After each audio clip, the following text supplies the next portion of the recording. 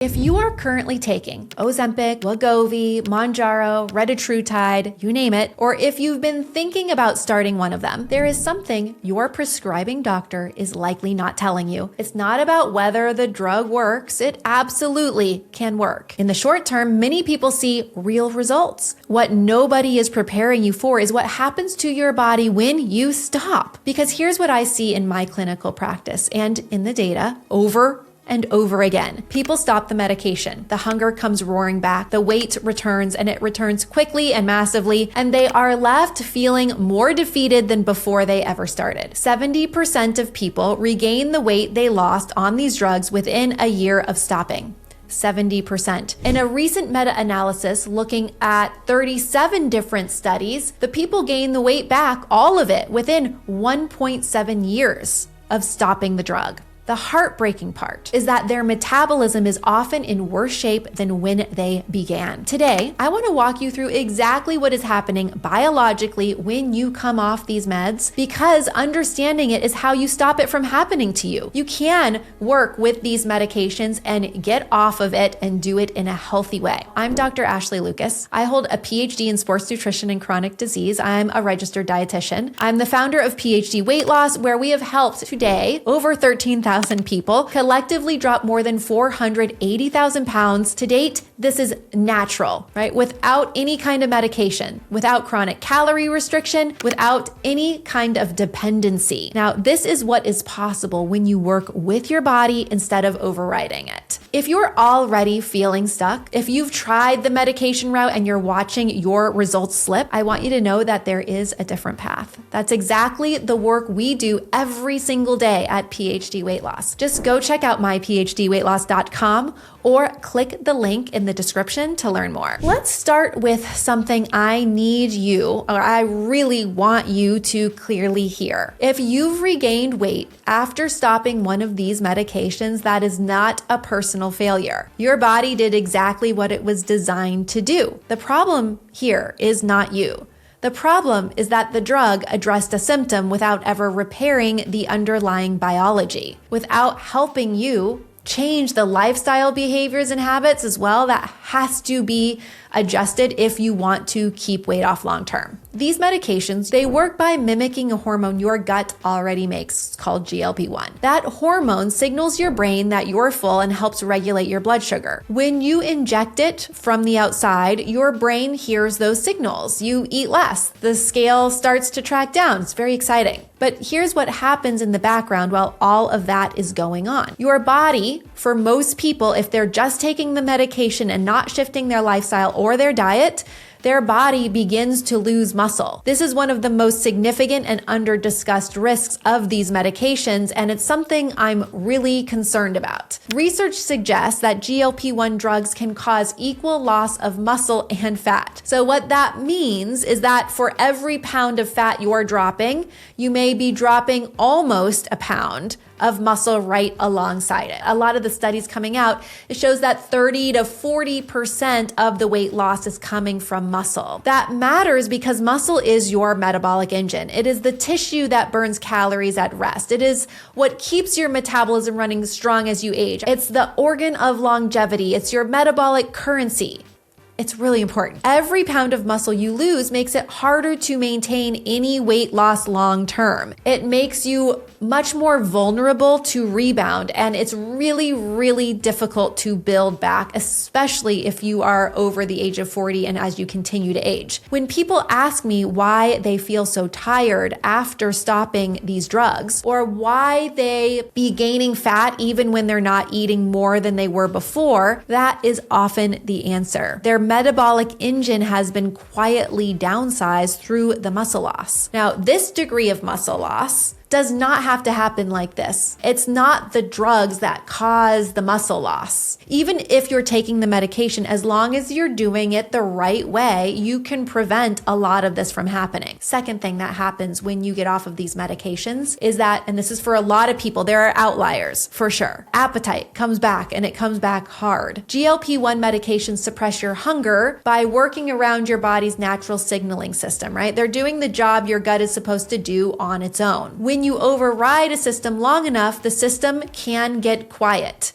it can stop working as efficiently as it once did. And there needs to be more research on this. But generally, when you give the body something that it makes naturally and you give it exogenously from the outside, it stops doing the work that it is naturally designed to do. When you remove the medication, you're not returning to neutral for some people. For a lot of people, hunger returns stronger than before. One of the reasons this could be is because the gut's natural GLP-1 production then has downregulated. It's slowed down. And then the brain's appetite regulation has been running on external support instead. And then the body floods the system trying to recover from what it's been missing. Again, more research needs to be looked at for why the hunger hormones come back so strongly. This is one concept, one potential that we have seen in the research. The third thing that happens, and this is the one that sets the stage for everything else, is blood sugar instability. These medications are actually a medication for diabetics, and it helps to regulate blood sugar. When they're removed, if you haven't rebuilt the dietary and lifestyle foundations that support stable glucose, your blood sugar pattern often becomes more erratic than before. Insulin spikes, cravings return, energy crashes, and your body defaults back to fat storage mode, like where you were to begin with. But now you've got less muscle mass to support the situation. You're actually fatter than you were before. Now, here's the cascading effect. When insulin is elevated, it locks the door on fat burning. You know this. No matter how little you eat, no matter how hard you exercise, elevated insulin tells your body to store fat and not burn it.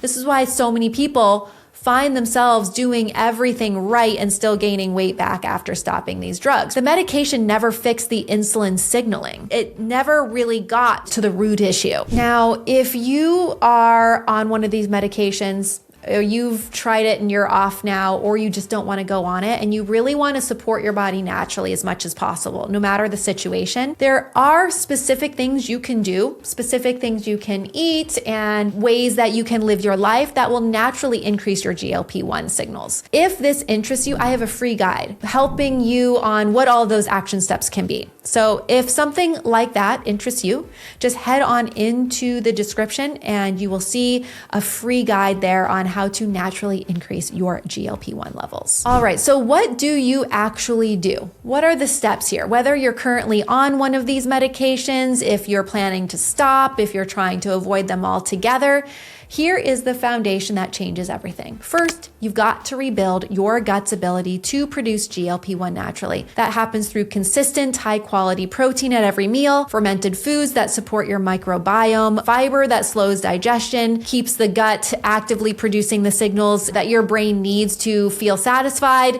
Your gut, remember, guys, is the origin of this hormone. Feed it like it matters. Focus on your gut. Also, there can be some supplements helpful. Akkermansia is actually a specific probiotic in your gut that helps your body secrete GLP-1s. You could take a supplement to support you. I actually created my GLP-1 Gut Longevity Plus supplement. It's amazing. It includes Akkermansia for this reason. If something like this interests you, check out dr.ashleywellness.com or head on over into the description, click the link, use code Ashley10 to get a discount. Second, you have to protect your muscle. Strength training, even moderate, consistent resistance work, it is non-negotiable. This is how you maintain your metabolism and give your body a place to send glucose instead of storing it as fat. Walking every day is equally as important. It improves insulin sensitivity. It supports fat oxidation. It keeps cortisol in a healthy range without overstressing the system.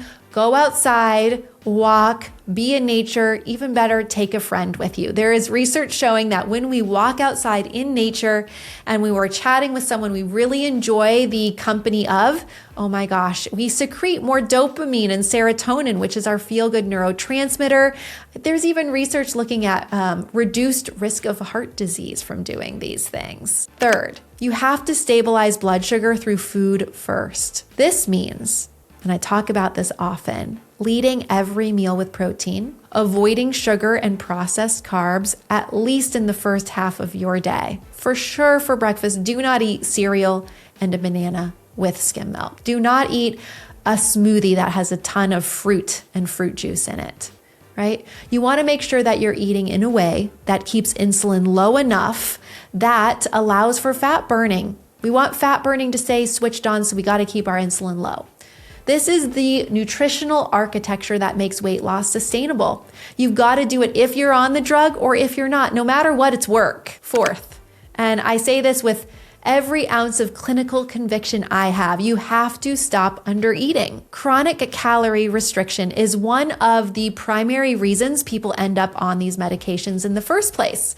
It slows your metabolism. It destroys your muscle. When I was doing my research around my PhD, this is what I looked at. And you guys, it is so true and apparent. If we chronically undereat, we slow our metabolism. It creates the very hormonal chaos that makes weight loss feel impossible. Eating adequately throughout the day strategically with the right composition at the right times is how you restore metabolic safety. Your body does not hold on to weight because it is broken. It's not broken. It holds on to weight because it doesn't feel safe enough to be able to let it go. Guys, just like anything in life, there is no way out but through. There is no shortcut. These medications are not a shortcut. If you want to drop weight and keep it off with these medications, you still have to do the work. You have to repair the environment. You've got to do the deep work. I mean, if you think about anything in your life that is meaningful to you, that has been sustainable, it could be your relationship, your professional work, your friends, your family. Like, it's all taken effort, hasn't it? Same thing with weight loss. You got to do the deep work. You need to change the signal.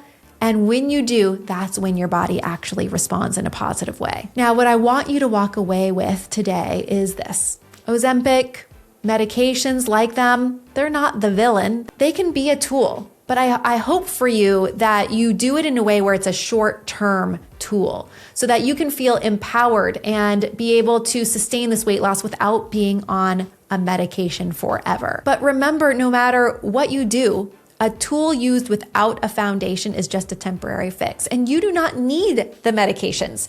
You know, it's really interesting at PhD Weight Loss, we've helped over 13,000 people drop weight without medications, and they drop the weight faster and more sustainably than people on the medications. But for some reason, just our human condition, we want things to come as easy and as fast as possible. We think these medications are just that, but gosh, they really aren't. We can't take these medications if they are given without a plan of what comes next. That's really important. Your metabolism, I want you to know, no matter what route you go, your metabolism can be restored. Your gut can be retrained. Your body can learn to regulate hunger, to manage blood sugar, and to burn fat on its own without a medication doing that work for it. That's not a hope. That is what I see happen every single day.